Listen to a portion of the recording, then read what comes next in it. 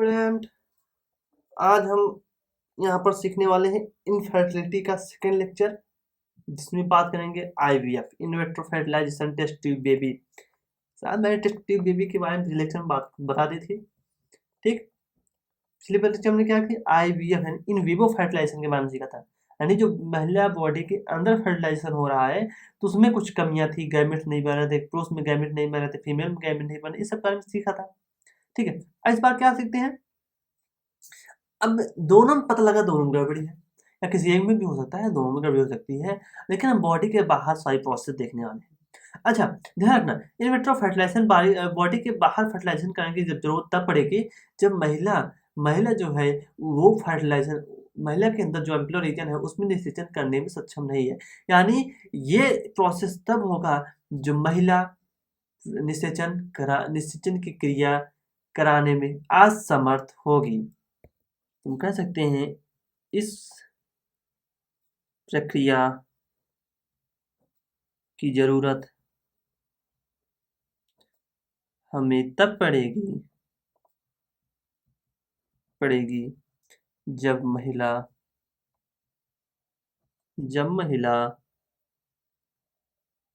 के अंदर निषेचन की प्रक्रिया संभव नहीं होगी,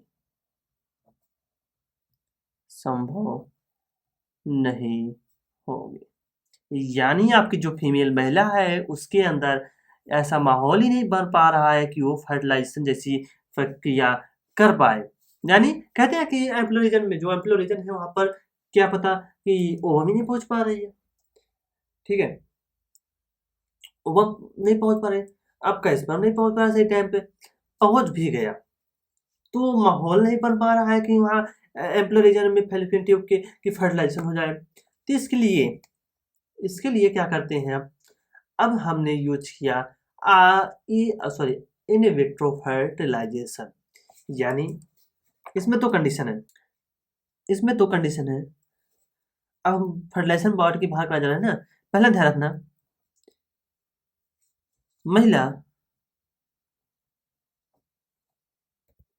महिला और पुरुष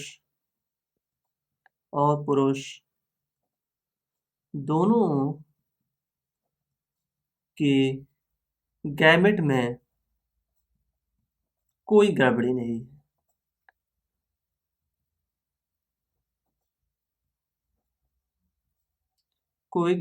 है।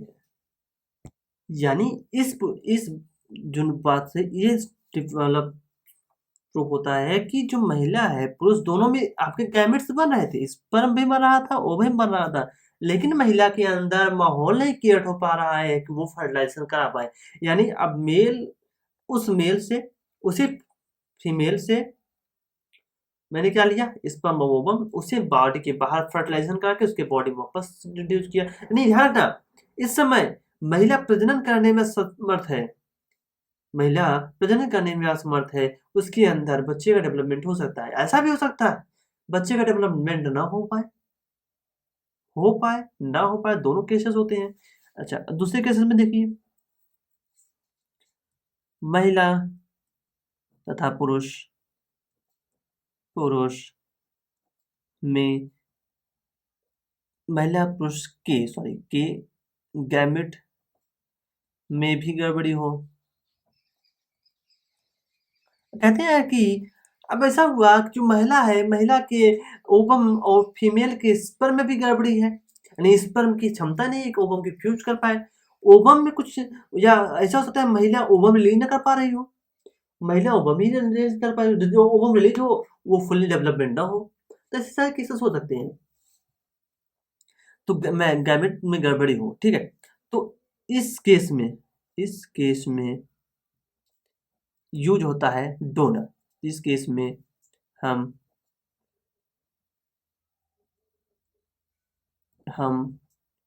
डोनर मेल से स्पर्म लेंगे, ठीक है, डोनर फीमेल से ओवम लेंगे, यानी अंडाणु मैंने लिया किससे, डोनर फीमेल से। मेल तो लोग ही नहीं, मेल तो ओवम बनाता नहीं, फीमेल ही बनाते हैं ना।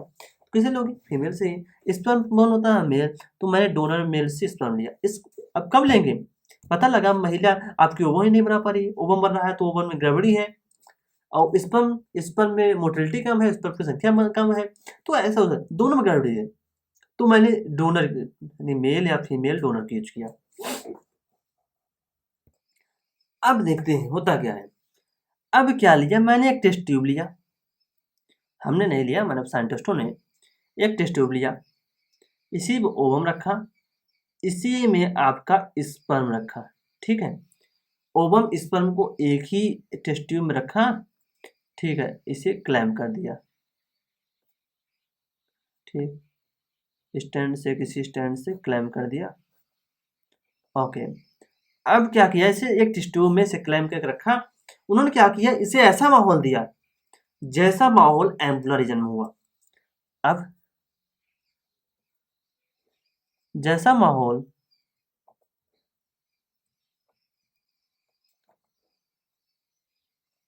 महिला के एम्पुलर रीजन में होता है,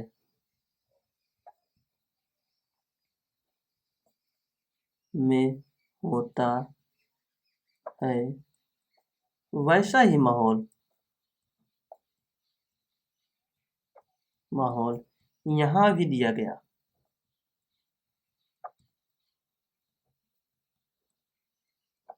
गया ताकि निषेचन हो सके। निषेचन को कंप्लीट करने के लिए हमें वैसा ही माहौल देना पड़ेगा जैसे फीमेल के एम्पुलर रीजन में होता है। अगर वैसा माहौल नहीं दे पाएगा तो फर्टिलाइजेशन हो ही नहीं पाएगा। ध्यान रखना, कोई भी चीज वो जिस पार्टिकुलर चीज पे, किस पार्टिकुलर टेम्परेचर पे, प्रेशर पे, एंजाइम पे, कोई भी चीज जैसे इरेक्शंस कोई है, वो जिस टेम्परेचर जिस एंजाइम में होता है, आप वो टेम्परेचर वो एंजाइम जो प्रोवाइड कराओगे तभी वो अपने मैक्सिमम पोटेंशियल से उस रिएक्शन को कंसीव करा सके, उस रिएक्शन को करा सकेगी। अनदर रिएक्शन आपका कंप्लीट नहीं होगा। तो यहाँ भी अगर फर्टिलाइजेशन आपको कराना है तो आपको वैसा ही माहौल रखना पड़ेगा जैसा कि एम्पुलर रीजन में होता है। अब वैसे मैंने माहौल लिया, माहौल हुआ, सेम माहौल देने पर क्या हुआ? आपकी ओबम ओबम और स्पर्म ने आपस में फ्यूजन किया और फाइनली आपका जायगोट बन के तैयार। जायगोट बन के तैयार, आपका ये ओबम होगा, ये स्पर्म हुआ। ठीक, ये ओबम और स्पर्म फाइनली जायगोट बन के तैयार। अब कहते हैं यहाँ पर दो टर्म यूज होता है। अब कहते हैं जो आपका जायगोट बना, जो आपका जायगोट बना, जो जायगोट बना उसे 8 ब्लास्टोमियर स्टेज तक हम इसे इस जायगोट को हम फैलोपियन ट्यूब के अंदर ट्रांसफर करेंगे। इसे फैलोपियन फैलोपियन ट्यूब को क्या बोलते हैं? डिम्बाणु वाहिनी, सॉरी डिम्ब वाहिनी, डिम्ब वाहिनी के अंदर स्थानांतरण करेंगे।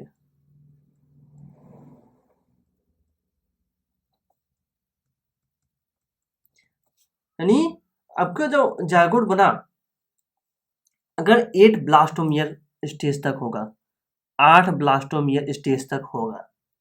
ब्लास्टोमियर स्टेज क्या है? आपने देखा था जायगोट के अंदर क्या होता है? क्लीवेज। क्लीवेज तो पढ़ा था ना, आप पिछले लेक्चर में पढ़ा रखा है। क्लीवेज क्या होता है? लगातार सेल डिवाइड होते हैं, 2 2 से 4, 4 से 8। बस रुकिए, 8 ब्लास्टोमियर स्टेज तक, 8 या 8 से कम हो। ठीक है, इसे आप ट्रांसफर कर दीजिए फैलोपियन ट्यूब में। अब फैलोपियन ट्यूब में फिर से डिवीजन होता होता वो चला आएगा यूट्रस गर्भाशय में। तो ध्यान रखना, इन विट्रो फर्टिलाइजेशन में ही आपका यूज होता है जायगोट इंट्रा फैलोपियन ट्रांसफर, जिसे मैंने कहा था जिफ्ट। इन विट्रो में याद आया कि नहीं? मैंने लिखाया था जिफ्ट। ठीक है, जायगोट इंट्रा फैलोपियन ट्रांसफर, ये देखो जिफ्ट लिखा था नहीं, जिफ्ट आईओटी, अभी दोनों ही इसके अंदर आ जाएंगे आपके।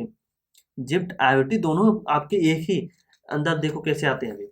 जायगोट का अगर आपने 8 ब्लास्टोमिया स्टेज तक फैलोपियन ट्यूब में ध्यान रखना, अगर 8 ब्लास्टोमिया स्टेज है तो उसे फैलोपियन ट्यूब में ट्रांसफर करना पड़ेगा। तो आपका वहां यूज होता है इंट्रा फैलोपियन ट्रांसफर, फैलोपियन के अंदर ट्रांसफर किया।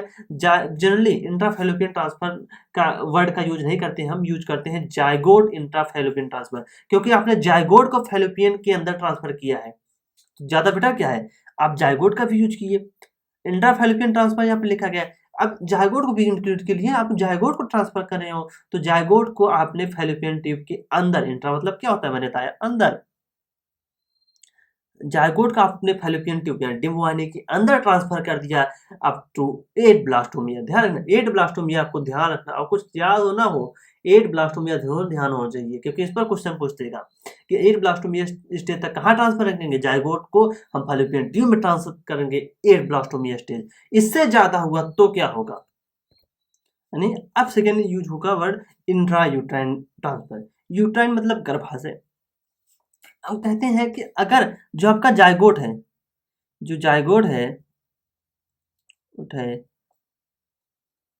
8 ब्लास्टोमियर से ज्यादा हो गया, यानी वो डिवाइड करते करते आपने ध्यान नहीं दिया, यूट्रस वो जब का टेस्ट ट्यूब बेबी है उसमें 8 ब्लास्टोमियर से ज्यादा हो गया।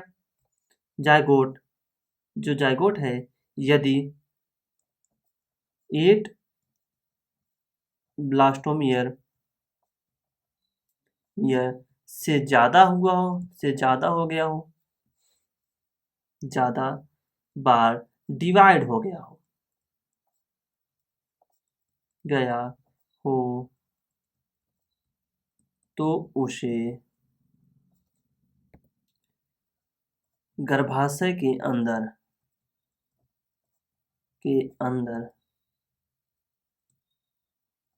ट्रांसफर करेंगे। यानी क्या हुआ, अब कहते हैं 8 ब्लास्टोमियर से ज्यादा, अगर वो डिवाइड करते करते पता लगा क्लीवेज हो रहा था 8 ब्लास्टोमियर से ज्यादा डिवीजन हो गया, 8 से ज्यादा 16 हो गया, इससे भी ज्यादा, ठीक है। तो अब उसे हम फैलोपियन ट्यूब में ट्रांसफर नहीं करेंगे, अब उसे हम जायगोट को हम यूट्रस में ट्रांसफर कर देंगे, यानी गर्भाशय में, ठीक है। अब उसे हम गर्भाशय में ट्रांसफर कर देंगे, गर्भाशय को क्या बोलते हैं यूट्रस, तो इंट्रा यूट्राइन ट्रांसफर। अब जायगोट मैंने क्या किया, यूट्रस के अंदर ट्रांसफर कर दिया। तो ध्यान रखना आपकी इन विट्रो फर्टिलाइजेशन को टेस्ट ट्यूब बेबी कहते हैं, टेस्ट ट्यूब बेबी ही आपकी, तो इन विट्रो फर्टिलाइजेशन को आपको टेस्ट ट्यूब बेबी ही कहते हैं। टेस्ट ट्यूब बेबी मैंने इसका मतलब है, टेस्ट ट्यूब बेबी मतलब ये नहीं है कि आप बच्चे को टेस्ट ट्यूब में पैदा कर रहे हैं, ये गलत बात है। टेस्ट ट्यूब बेबी में होता क्या है, मैंने स्पर्म और फीमेल आपका पार्टनर से लिया, ठीक है। अगर पार्टनर में स्पर्म और ओवम दोनों की गड़बड़ी है तो ठीक बन नहीं पा रहे हैं, तो मैंने डोनर से ले लिया। तो उनको डोनर से लेकर मैंने क्या कराया, टेस्ट ट्यूब के अंदर उसे सेम माहौल देकर फर्टिलाइजेशन करा गया, नेस्टेशन करा दिया। अब जायगोट बन गया, जायगोट में वो स्टार्ट हो जाएगा क्लीवेज स्टार्ट हो गया। अगर 8 ब्लास्टोमियर स्टेज है उसे मैंने उस फीमेल के अंदर डाल दिया, जो आपके दंपत्ति, जो आपके मेल पुरुष थे, जो बच्चे पैदा करने में असक्षम थे, वो जो फीमेल है, फीमेल अगर ध्यान रखना यहाँ पे, अगर फीमेल, वो जो फीमेल थी वो बच्चे को पोषण, बच्चे विकास करने में सक्षम थी, तो उसके अंदर डालेंगे। एंड अदर यहाँ भी हमको यूज करना पड़ेगा सेरोगेट मदर। अब यहाँ कॉन्सेप्ट आता है सेरोगेट मदर का, ध्यान रखना। तो क्या कहते हैं 8 ब्लास्टोमियर स्टेज तक उठा के मैंने फीमेल के यूटस के अंदर सॉरी फैलोपियन ट्यूब के अंदर डाल दिया, अप टू 8 ब्लास्टोमियर, 8 ब्लास्टोमियर इससे कम, ठीक है। 8 ब्लास्टोमियर से ज्यादा हो गया, क्लीवेज स्टार्ट होता है, 8 ब्लास्टोमियर ज्यादा हो गया, 16 हो गया, 32 हो गया, तो उसे हम उठा के हम डालते हैं यूट्रस के अंदर, यूट्राइन ट्रांसफर, गर्भाशय के अंदर। ध्यान, अब उठा के डालने का मतलब ऐसे थोड़ा डाल दिया, उसके लिए कैथेटर का यूज किया जाता है। अब कहते हैं यदि यदि महिला बच्चे के विकास करने में सक्षम है तभी इसके अंदर जायगोट को डालेंगे। अन्यथा अन्यथा क्या करेंगे, हम सेरोगेट मदर का यूज करेंगे। अन्यथा हम सेरोगेट मदर का यूज करते हैं। अब कहते हैं सेरोगेट मदर क्या होती है। सेरोगेट मदर यानी ऐसी महिला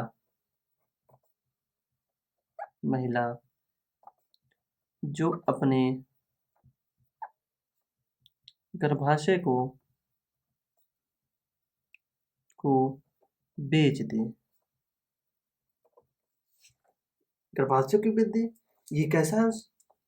गर्भाशय को बेचने का मतलब ये है, महिला ने क्या किया, अपने गर्भाशय, देखो मैंने एक ऐसी महिला चूज की।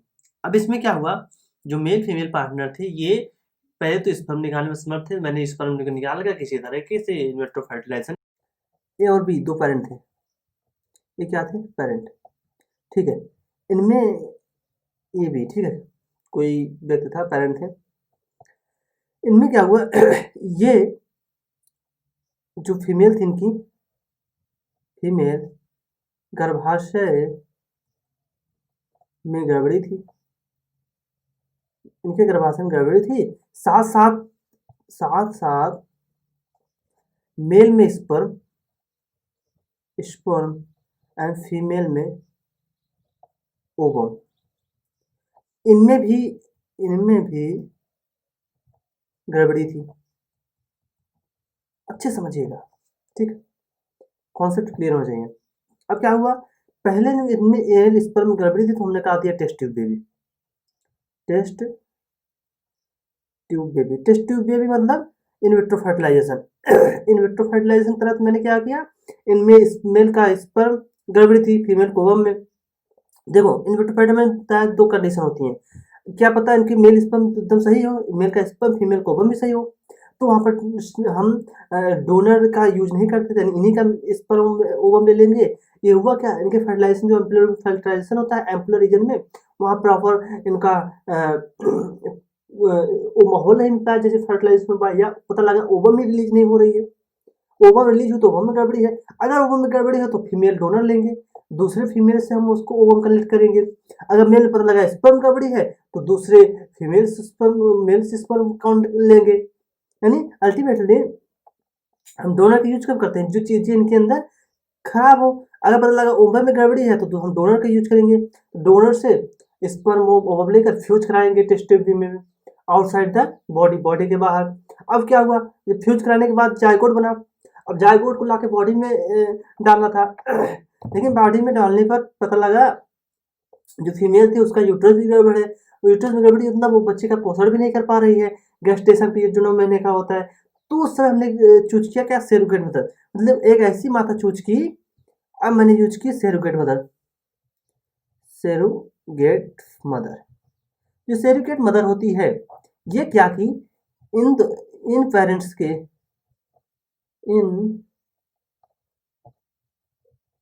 इन पेरेंट्स के बच्चे को अपने गर्भाशय में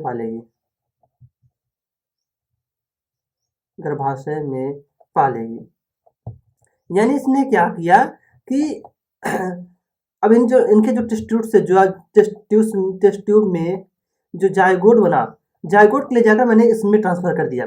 फिर से वही जिफ्ट और आईयूटी का कॉन्सेप्ट आएगा। अगर 8 ब्लास्टोमी है, 8 को इसका तक स्टेज होगी तो जाके हम उसे यहाँ पर पेस्ट करेंगे फैलोपियन ट्यूब पे, तो आएगा gift zygote intra fallopian transfer, fallopian के अंदर मैंने जायगोट को ट्रांसफर किया, फैलोपियन ट्यूब यानी डिम्ब वाहिनी। अच्छा, उसके बाद अगर 8 ब्लास्टोमी 8 को इसके से ज़्यादा स्टेज का हो गया तो हम उसे कहाँ पेस्ट करेंगे, उसे जाकर हम यूट्रस में डालेंगे, तो आईओटी आया। फिर इंट्रा यूट्राइन ट्रांसफर, आईओटी को एम्ब्रायो ट्रांसफर कहते हैं, क्योंकि इस समय जायगोट की सेल 8 सेल से ज़्यादा हो गई है तो एम्ब्रायो ही बन रहा है। जायगोट के बाद लगातार जब सेल में क्लीवेज होता है तो एम्ब्रायो का स्टेज कहलाता है, एम्ब्रायो का डेवलपमेंट होता है, तो वो यानी एम्ब्रायो ट्रांसफर भी कर सकते हैं। तो ये दो कॉन्सेप्ट आया। अब इसने क्या किया, इस सेरोगेट मदर, देखो सेरोगेट मतलब ध्यान रखना, सेरोगेट मतलब काफ़ी सुनोगे फिल्म इंडस्ट्री में लोग यूज करते हैं, काफ़ी लोग ऐसे हैं जो कि अभी शादी नहीं की है, उसके बाद सेरोगेट मदर का यूज करके उन्होंने अपने बच्चों को प्रोड्यूस किया। तो ये सारा कॉन्सेप्ट आता है, ठीक है। अब इनमें क्या हुआ, गर्भाशय में अब क्या हुआ, ये जो फीमेल है इन जायगोट ले जाकर, इस जायगोट ले जाकर इस फीमेल के गर्भाशय में हम इंट्रोड्यूस कर देंगे, और ये फीमेल अब क्या की 9 महीने को अपने बच्चे इनके बच्चे को पालेगी, उनके इस मतलब उनके बच्चे को पालने के रूप में वो उनसे रुपए लेगी, या उसको जो जरूरत हो उससे वो लेगी। अब क्या हुआ, अब 9 महीने तक बच्चे जब पला, उसके बाद पार्चुरेशन हुआ, पार्चुरेशन होने के बाद उसके असली माता पिता कौन होंगे, माता पिता की जिम्मेदारी होंगी, और इसने क्या किया, इसने किसी इनको बच्चे को पाला, दैट इज सेरोगेट मदर, ठीक। मुझे लगता है सेरोगेट मदर का कॉन्सेप्ट सही होगा, ठीक। और यहाँ पे जाइगोट अगर आर्डोलास्टोमी स्टेज है, आर्डोलास्टोमी स्टेज है, तो क्या कहेंगे, जिफ्ट जाइगोट इंटरफेरेंस 8 से ज़्यादा है, ज़्यादा, ब्लास्टोमियर बोलो या कोशिका, नो डिफरेंस, यानी ब्लास्टोमियर मतलब लगातार सेल डिवाइड हो रही है, सेल डिवाइड बनेगा तो कोशिका ही कहलाएगी, तो इसे आईयूटी बोलते हैं, या ईटी एम्ब्रायो ट्रांसफर, एम्ब्रायो में ट्रांसफर करो, ये तो मैं पहले बता चुका है, ये इसको दोबारा मैं इंडिकेट नहीं कर रहा। इसके बाद हम बात करते हैं आईसीएसआई। अब आपका लास्ट है आईसीएसआई।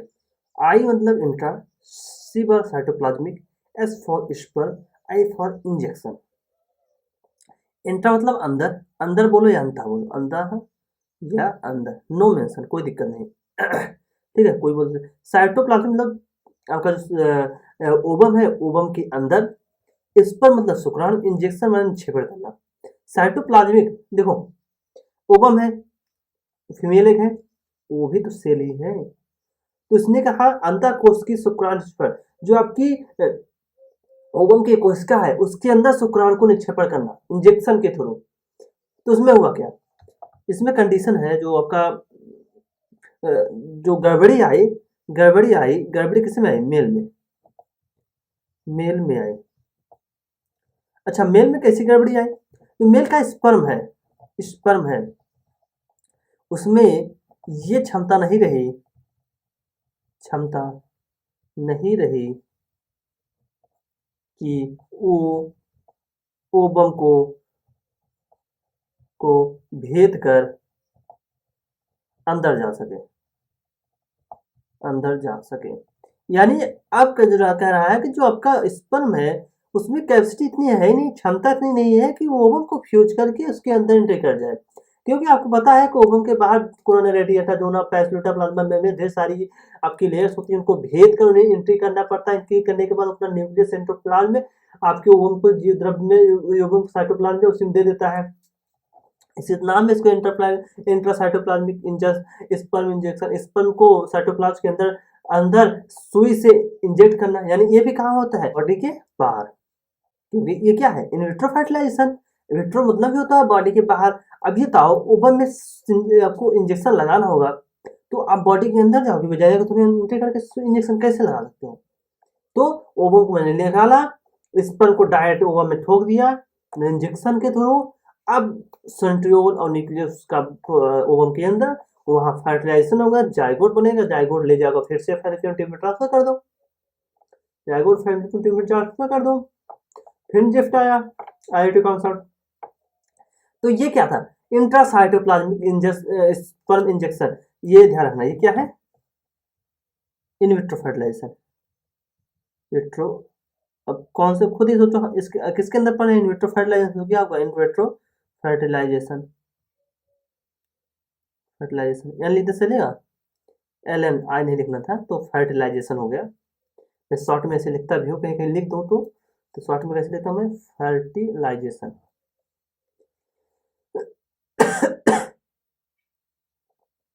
तो अब कहते हैं कि जो ये इन विट्रो फर्टिलाइजेशन यानी बॉडी के कहाँ होगा, बॉडी के बाहर होगा, बॉडी के बाहर होगा, तो ये बॉडी के बाहर होगा। आईसीएसआई समझे, आईसीआई का मतलब है कि जो मेल स्पर्म था उसमें भेदन क्षमता उसकी कमजोर हो गई थी, वो स्पर्म में ओवम के फ्यूज नहीं कर पाए थे, उसके थ्रू मैंने क्या किया, अब वो जो पेरेंट था वो बोला नहीं मेरा स्पर्म ही चाहिए। देखो ऐसा हुआ, कहा समझो, मजा आएगा, कॉन्सेप्ट क्लियर होगा। फीमेल थी, उसका वंश थे, ओवम अच्छे से निकला, एम्प्लोइजम आया। लेकिन जब मेल कॉपुलेशन के समय जब स्पर्म अगर एंट्री करता है, बॉडी के अंदर जाता है, तो वो जाके ओवम की फ्यूज नहीं कर पा रहा था, उसकी फ्यूजन कैपेसिटी कम थी, भेदन क्षमता कम थी, क्योंकि उसमें माइटोकॉन्ड्रिया कुछ भी होगा, कोई भी रीजन था, वो फ्यूज नहीं कर पाता ओवम को। अब डॉक्टर के पास गए, डॉक्टर साहब मुझे लड़का नहीं हो रहा है। डॉक्टर ने कहा उसका स्पर्म चेक किया और फीमेल का ओवम, लेकिन डॉक्टर दोनों चेक करेगा तभी तो उसे पता चलेगा किसमें गड़बड़ी है। क्या बेटा तुम्हारा स्पर्म गड़बड़ है, स्पर्म कैपेसिटी कम है, काम करो तुम डोनर मेल लाओ, कोई ऐसा मेल लाओ जो अपना स्पर्म डोनेट कर पाए। तुम बोले ना ना डॉक्टर, मुझे मेरा ही स्पर्म चाहिए, मुझे मेरा ही बच्चा मेरे खानदान को होना चाहिए, मेरा खून होना चाहिए। डॉक्टर ने कहा अच्छा ठीक है, एक जुगाड़ और लगाता हूँ। वो जुगाड़ क्या था, ओवम निकाला फीमेल से, स्पर्म को भरा इंजेक्शन में और ठोक दिया ओवम। अब स्पर्म ओवम के अंदर, यानी न्यूक्लियस स्पर्म का और सेंट्रियोल ओवम के अंदर। सेंट्रियोल क्यों, क्योंकि तुम्हें पता है फीमेल सेंट्रियोल नहीं होता, इसलिए मेटाफेज सेकंड में वो अरेस्ट हो चुकी थी, प्रोफेस सॉरी मियोसिस सेकंड की मेटाफेज सेकंड में अरेस्ट हो चुकी थी। एनाफेज में जाने के लिए उसे सेंट्रियोल चाहिए था, लेकिन इस पास सेंट्रियोल नहीं होता ओवम के पास। मैं पहले लेक्चर में बात कर चुका हूँ रिप्रोडक्शन में, ठीक है। अब क्या हुआ, जैसे ही स्पर्म का न्यूक्लियस और सेंट्रियोल अंदर आया, सेंट्रियोल ओवम को मिला, उसने अपना म्यूसिस सेकंड कंप्लीट करके फाइनली ओटिड का फॉर्मेशन किया, ओवम का फॉर्मेशन किया। अब ओवम और स्पर्म फ्यूज करके जायगोट बना दिए। अरे स्पर्म का वो न्यूक्लियस, ओवम का न्यूक्लियस दोनों मिलकर जायगोट बना दिए। अब जायगोट में लगा क्लीवेज होगा, उसको ले जाकर ट्रांसफर कर दो आप जिफ्ट या आईयूटी के तहत। ये टोटल क्या आईसीएसआई। और टोटल ये आपका इनफर्टिलिटी जो इनविट्रो फर्टिलाइजेशन में पढ़ा रहा था वो भी खत्म हुआ। आपको इस चैप्टर में बता रहा हूँ, इस चैप्टर में आपके सबसे इंपॉर्टेंट है एआरटी, सहायक जनन प्रौद्योगिकी असिस्टेड रिप्रोडक्टिव टेक्नोलॉजी, जो मैंने इनफर्टिलिटी के तहत 2 चैप्टर पढ़ा है, दो लेक्चर में इसको मैंने डाला है ना। तो ये आपके लिए बेहद ही इंपॉर्टेंट है। इस चैप्टर में इनफर्टिलिटी और आपकी जितनी एसटीडी है, सेक्सुअल ट्रांसमिटेड डिसीज, किनसे होता है, कौन सी बीमारी का नाम है, बस यही, लक्षण नहीं पूछने के चांसेस है, कौन सी बीमारी है, कौन करा रहा है, ये 2 चीजें सुनते हैं। साथ में कॉन्ट्रासेप्टिव, इसके लिए ये 3 टॉपिक आपके स्ट्रांग होने चाहिए इस चैप्टर में। इस चैप्टर में मैक्सिमम चांसेस है इन्हीं टॉपिक्स के पूछे जाने के। और यहाँ पर आपका खत्म होता हुआ 4th chapter human reproductive health. और नेक्स्ट लेक्चर में हम नेक्स्ट चैप्टर में करने जा रहे हैं जिसका नाम है जेनेटिक्स। बड़ा मजा आने वाला है जेनेटिक्स में। हम लोग जेनेटिक्स में अच्छे से मतलब आनंद लेकर पढ़ेंगे, इसमें कोई जल्दबाजी नहीं, हमें चीजों को सीखना है। तो हम आगे के लेक्चर में बात करेंगे। इस लेक्चर का जो नोट्स है मैं डिस्क्रिप्शन बॉक्स में डाल दिया करूंगा, हर लेक्चर का आपको नोट्स मिल जाया करेगा। डिस्क्रिप्शन बॉक्स में आपके नोट्स पड़े होंगे, आप वहां से जाके इसे डाउनलोड कर लीजिएगा। थैंक यू, धन्यवाद। हम नेक्स्ट चैप्टर से नेक्स्ट डे से एंट्री करेंगे। Thank you.